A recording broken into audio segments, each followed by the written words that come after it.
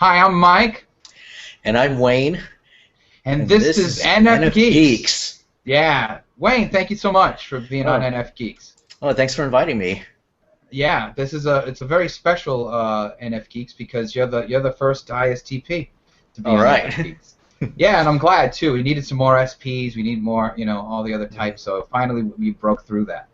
Yeah. Thank God. All right, so let's talk about ISTP.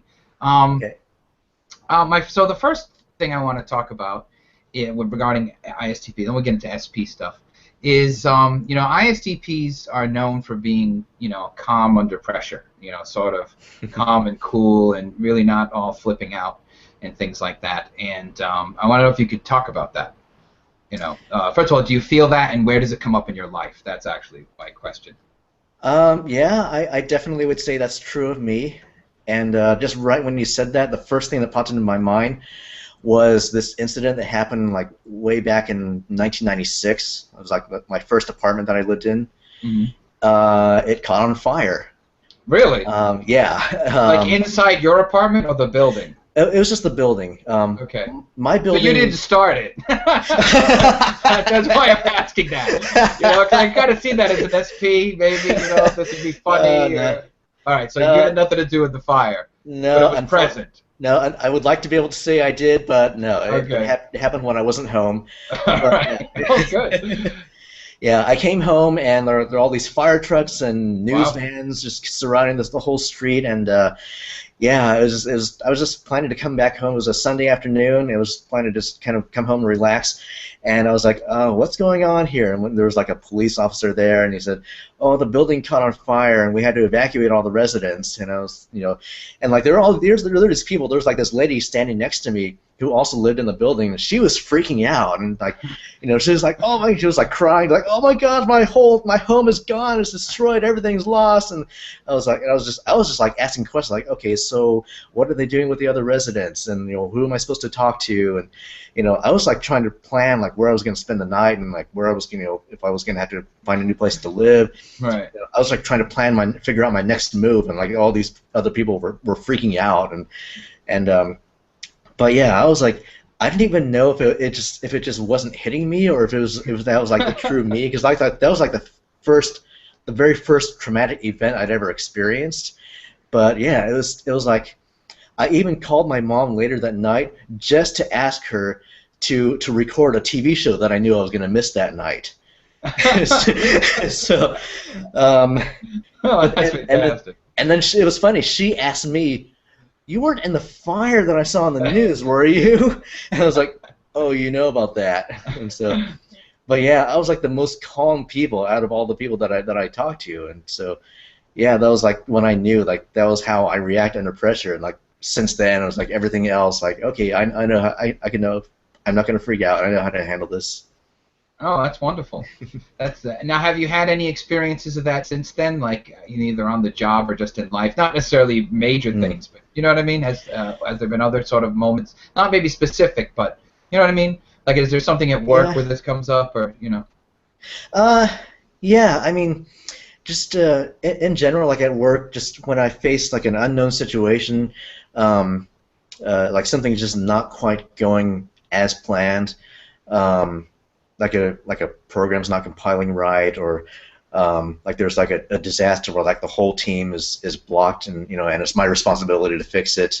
I had like those few moments where like, oh my gosh, I don't know how to do this, and this is like a disaster. But then I after those few seconds calm down, I'm like, okay, what's the first thing I need to do to figure this out?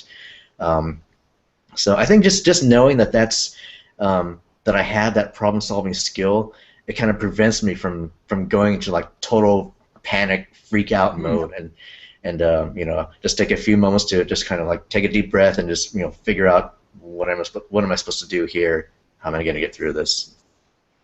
Wow. You know, I have an ISTP friend. He's a pilot, and he's got video of himself, like looking. In other words, you're looking at him, like you're looking at me right now.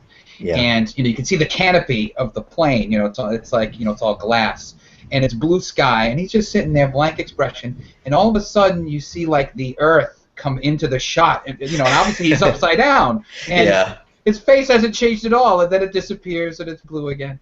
You know. So, all right, so I'm saying that because this is something I've experienced from ISTPs, and it's both a strength. It's a strength, but it scares me. So I want to know if this resonates with you. Okay. So because my friend is like this. So let's say and he's an ISTP. So let's say we're in a plane, okay, because he flies. Okay. So we're in a plane, and the engine goes out. One of the engines goes out. He would just say very nonchalantly, "That's all right. We got another engine." And then if that other engine goes out, he'd be like, "Well, don't worry. We'll just glide. It'll be fine." And then if a wing falls off, he would be like, "Well, you know, we got parachutes. It's all right." And then there's no parachutes. He'd be like, "We'll use the cushions of the seat, and it'll just be okay." And then no cushions. Then he'd be like, "Okay, just take your jacket and tie up the sleeves and jump. It'll be like a parachute." And then, sure enough, you know, he'd be right. You know, you'd land and it'd be fine. But I'm scared that there's this one time, you know, you're gonna screw up. You know, your confidence is gonna, you know, he's gonna be so confident, and you know, our ISTP is gonna be so confident and screw up, and we're all gonna die. So, do you ever have that confidence? You know what I mean? Where you're pretty sure and it happens. You know, how do you feel about your own confidence in yourself? I think it would just, well, assuming your friend is a pilot, so he's been trained in emergency situations. That's exactly what he'd say too. Yeah. Yeah. So, I mean, you know, if I was placed in that situation, like if I was like a student pilot, and you know, I was responsible for like these people's lives, and and the instructor did not instruct me in how to handle these types of emergencies, I might be panicking just because I don't know.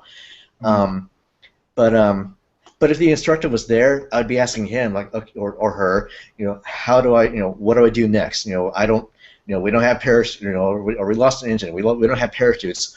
What am I supposed to do? But you know, but still, it'd be like, I would still assume there's still a way out. It would only be at the moment where I realize there is absolutely nothing I can do about this. We are gonna die. Then I think I would still try to appear calm. I don't know if I actually would, because that's never happened to me. But I would hope to, you know, not freak out the people around me. Yeah, I mean, it's kind of hard just when you've never been placed in that type of like we're gonna die situation. It's all, you know, for me, it's always, let's just hope there is another, you know, there actually is a way out of this, and try to figure it out. All right, then let me, because that sort of relates to my next question, and that is sometimes ISTPs are criticized for being apathetic, because that relates to the calm thing. You know what I mean? And apathetic not meaning purposely not caring, I hate you, I'm going to squash your feelings, but just kind of being like, you know, whatever, you know, sort of that apathy, you know. And so I want to know, do you have that experience, and what do you think about that?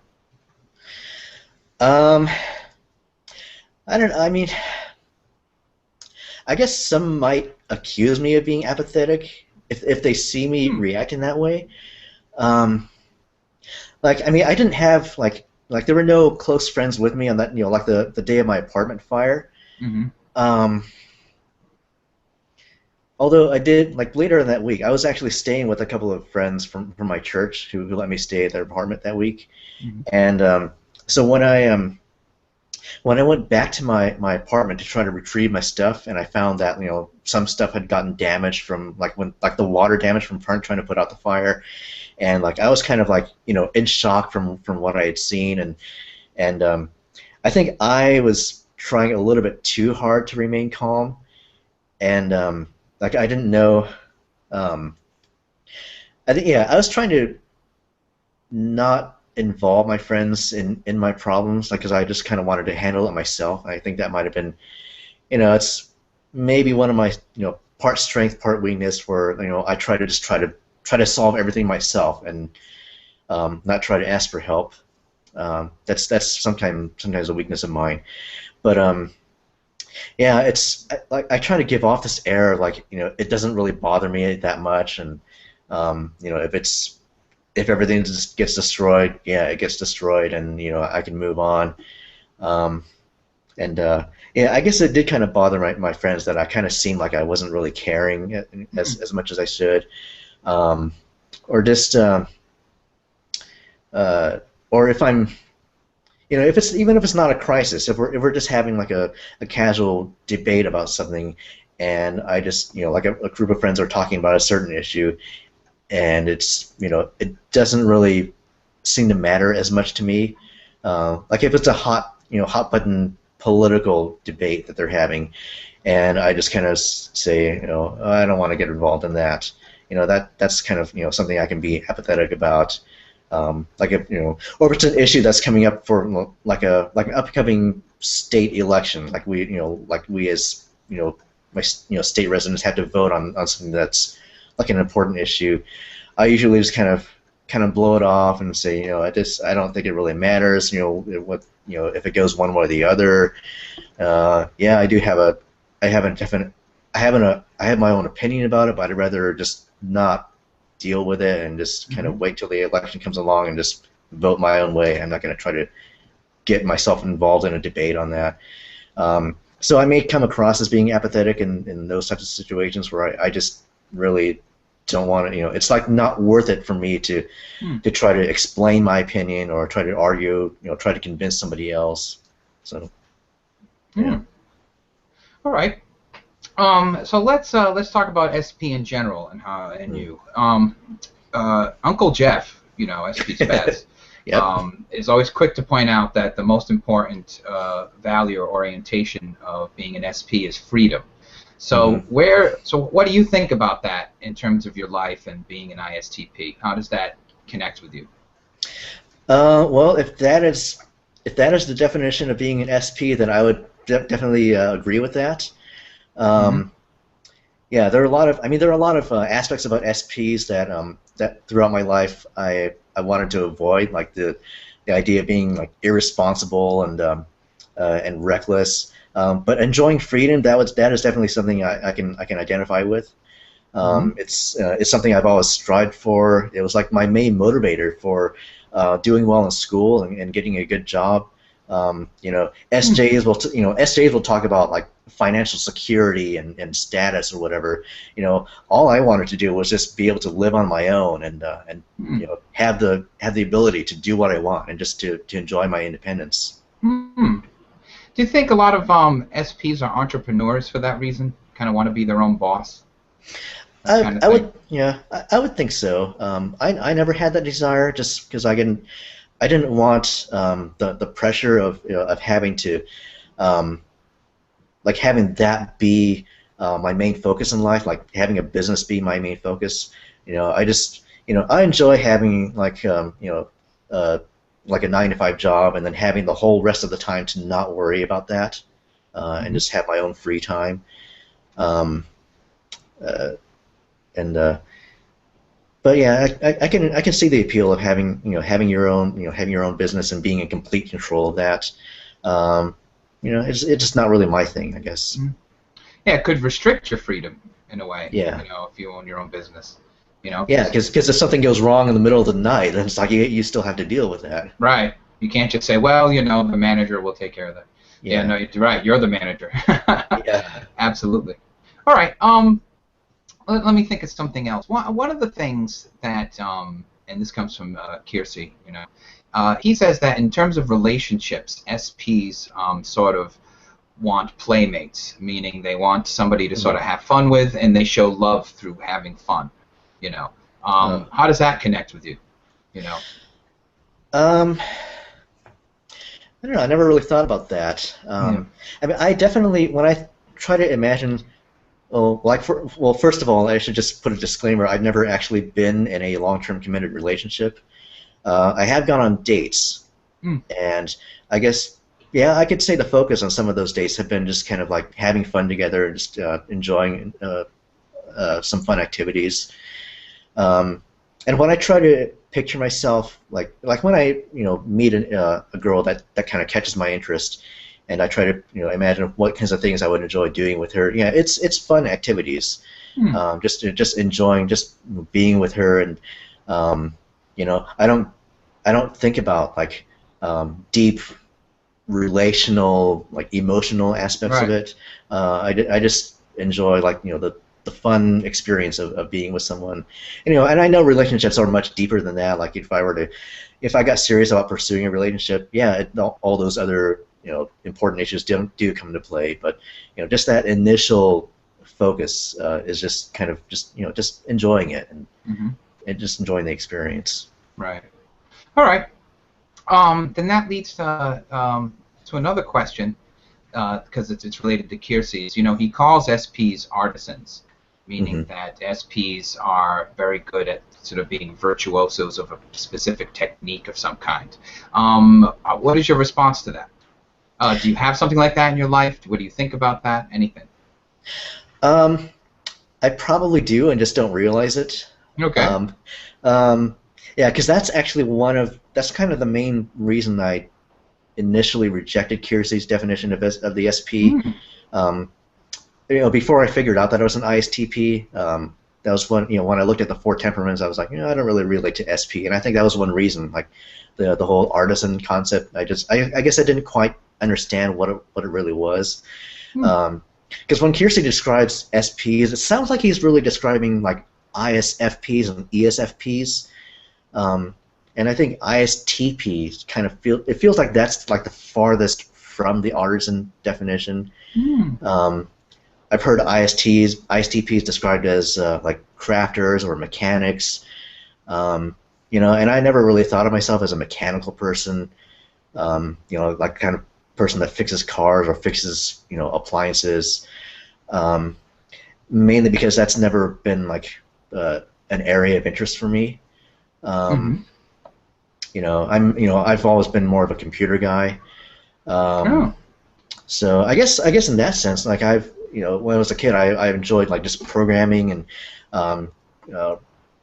the idea that you could just write a few lines of code and produce some interesting looking, like cool looking graphics on the screen, or that was so I guess that would be one thing, or I could you could be skilled in that. Yeah, skilled. Virtuoso. Skilled in programming and making a computer program do something cool. So I guess that could be it. All right. Well, we're going to declare it. That's it. Okay. All right. Well, that's our first episode. So thank you, Wayne, and we'll go on to episode 2. All right.